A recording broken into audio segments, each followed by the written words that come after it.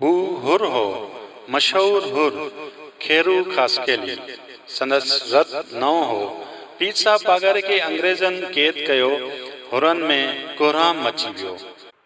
खेरे जी रगुन में जिनसी बाहि थे भरी। संदस बदन में ॼण त पेट्रोल पे वयो। सिर्फ चिणग जी ज़रूरत हुई, जा लगी चुकी हुई। संदस घर में माउ ऐं नंढड़ी भेण हुई। उन्हनि भी खेसि चयो त वञी फ़क़ीरनि सां मिल। सिंध सुहारी जहनम जो टुकड़ो बणिजी वई।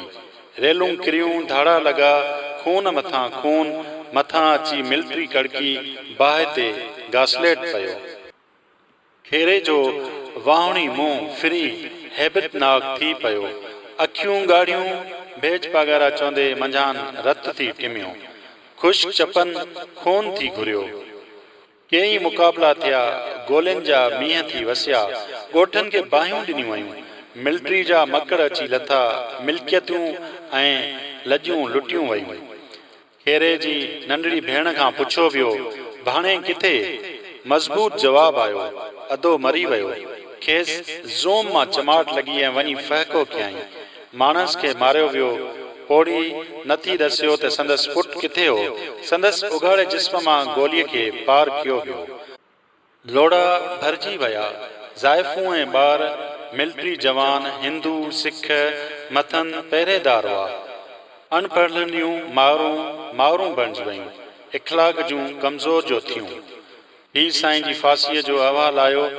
ईअं को थियणो हो, कंहिंखे एतवार कोन आयो। चए इहे सभु अंग्रेज़ जूं चालबाज़ियूं आहिनि। फ़क़ीर खे माठ करण वारा हुआ।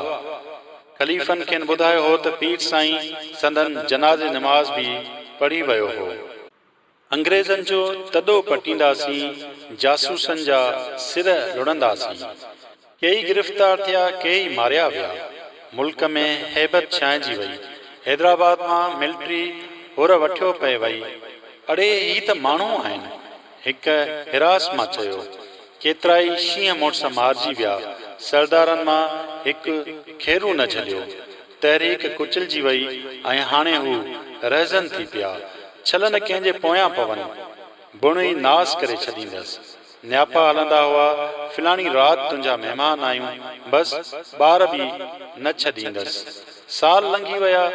खेरे मुल्क में ॾहका विझी छॾियो। कीस ऐं कलूर करे छॾियईं।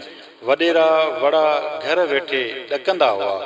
पुलिस जो नक में दम अची वियो। खूननि पुठियां खून, धाड़े पुठियां धाड़ा। अकेले सिर पुलिस जे दस्तनि सां मुक़ाबला कंदे निकिरी वेंदो हो। ज़ाहिर ज़हूर नारो हणी घेरे में काही पवंदो हो ऐं पुलिस हटी खेसि जाइ ॾींदी हुई। चवनि था त गोली खेसि असर ई कोन कंदी हुई। ऐं आज़ादी आई, अंग्रेज़नि बिस्तरा गोल कया। पाकिस्तान थियो ऐं इस्लामी राज आयो। अजीब तब्दीली हुई। सभिनी ॿुधो थिए ऐं मञो थिए, सम्झ गुम हुई। पंहिंजी हुकूमत जो आवाज़ दिलि ऐं दिमाग़ में घुर कंदे थी वियो। खेरे खे बि थधाई अची वई। खून धाड़ा बंदि कयई। खूननि खे छंड कढणु लॻो, पर मजाल जो खेरे जो रोब घटिजे। अञा संदसि हुकुम हलंदो हो। 10,000 जी चिठी वेंदी त पूरा 10 खेसि घर वेठे मिलंदा। शादी कयई हिकु ॻोठाणी हसीना सां। राजन खे सॾु ॾिनई। सॼे दर जे माण्हुनि सॾु भरियो। बाक़ाइदे काज थिया। पुलिस खे ख़बर हुई, पर केरु पघारनि ते सिर ॾींदो। शादी खेर सां गुज़री। हिन दिलेर मुड़स में वॾी तब्दीली आई। फर्स्ट क्लास गाॾो रिज़र्व थियो। हिकु बारोब शख़्स कराची ॾांहुं सफ़र कंदो नज़र न आयो। केरु चवंदो हू मशहूर धाड़ेल खेरू खासकेली हो। वॾनि वकीलनि सां संदसि मुलाक़ात थी। छा पेश पवण सबबां संदसि ॾोह माफ़ थी सघिया? खूनी ऐं माफ़ी। पोड़नि कानूनदाननि पंहिंजनि थकल मुंहं में गुंज आणींदे चयो, कानून में अहिड़ी का बि गुंजाइश न आहे। क़ाइदो फिरी नथो सघे। ख़ुदा तौबा क़बूल करे सघे थो, सरकार न। अॼु खेरे ते घेरो हो। बंदूक, बम, मशीन गनूं ऐं स्टीन गनूं। 40 मिलिट्रीअ जा जवान हवाई फेर करे खेरे खे इतला ॾिनो वियो। ॼण त सुतल शींहुं जाॻियो। गोलियुनि जा मींहं वसी विया।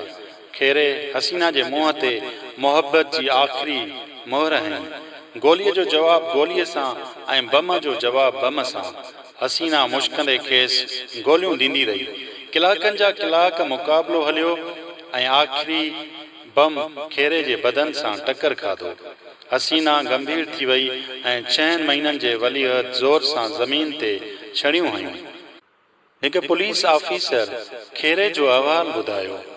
पट खां 1.5 फुट मथे वेकिरी छाती, सीने ते गोलियुनि जा 2 पटा, राइफल कुल्हे में, बगल में पिस्तौल, कद पूरो पुनो, बदन मज़बूत, सनड़ियूं वटियल मुछूं ऐं गुंडीअ ते दाढ़ी, रंग जो गाढ़ो, निहायत शानदार हिम्मत जो मुजस्मो, मर्दानगी मंझांस उछलूं थे ॾिनियूं।